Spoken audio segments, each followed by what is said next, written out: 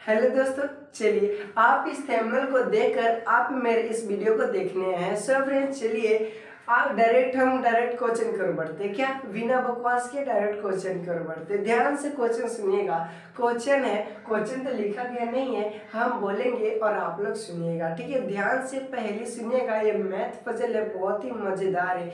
ध्यान से सुनिएगा क्या क्वेश्चन है। ये बहुत ही पुराना पजल है, यानी बहुत ही पुराना कहानी है। हम आप लोगों से भी शेयर करना चाहते हैं कि देखते हैं कितने बच्चे इस पहेली का आंसर बता सकते हैं। बहुत ही पुराना है, ये गाँव था, यानी बहुत पुराने समय की बात हो रही। चलिए डायरेक्ट हम आपसे शेयर करते हैं। देखिए, बहुत पुराने समय में एक गांव था और एक गांव में एक ग्वाला रहता था। क्या एक ग्वाला यानी गाय को चराने वाला रहता था, और उस ग्वाले के पास में 17 गाय थे। कितने गाय थे? 17 गाय थे। और उसके पास 3 बेटे भी थे। कितने बेटे थे? 3 बेटे थे। और वह ग्वाला अब बुढ़ा हो चुका था, मरने के कगार पे था। तो उसने क्या किया, एक वसीयत बना डाला। क्या बनाया? एक वसीयत बनाया। और इस वसीयत में इस तरह से लिखा गया था कि पहला बेटा ना गाय का 1/2 भाग लेगा, दूसरा बेटा 1/3 भाग लेगा गाय का, तीसरा बेटा 1/9 भाग गाय का लेगा। और वह वसीयत बना के और वह मर गया बूढ़ा। अब रही बात क्या कि इस वसीयत के हिसाब से ये 3 बेटे 17 गाय आपस में कैसे बांटे। यानी पहला बेटा को मिलेगा, यानी सबसे बड़ा वाला बेटा को 1/2 भाग, यानी जितना भी गाय है उसका दूसरा भाग। यानी 17 को गाय है, यानी 17 का दूसरा भाग क्या आ जाएगा दोस्तों?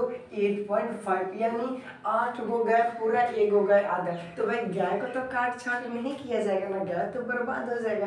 तो ये इस वसीयत के हिसाब से बांटना है 17 गाय को। क्या बांट पाएंगे? चलिए इसी को इस वसीयत के हिसाब से बांटने के लिए पूरे सरपंच है, लेकिन सरपंच से भी यह काम नहीं हो पाया।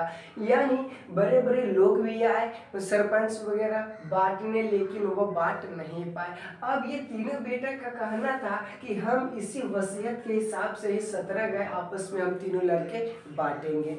तो बोला भाई कैसे होगा? तो बोला ठीक है, इस वसीयत के हिसाब से अगर जो बंदा बांट देगा उसको कुछ का इनाम देंगे। यानी ऐसे ही अफवाह फैला दिया गया कि जो भी इस वसीयत के हिसाब से 17 गाय को 3 बेटे में बांटेगा उसको कुछ इनाम देंगे।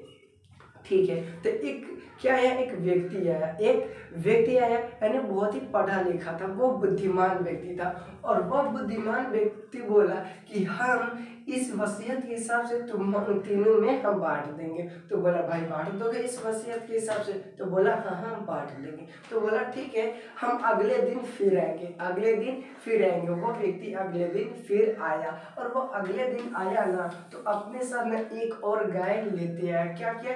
एक और गाय लेते आया। तो पहले इसके पास 17 गाय थे, एक और गाय लेते आया। तो अब कितने गाय इसके पास हो गए? इस तीनों के पास 18 गाय। अच्छा एक बात बताइए, क्या कोई अपना संपत्ति दे करके किसी का बंटवारा कराता है क्या?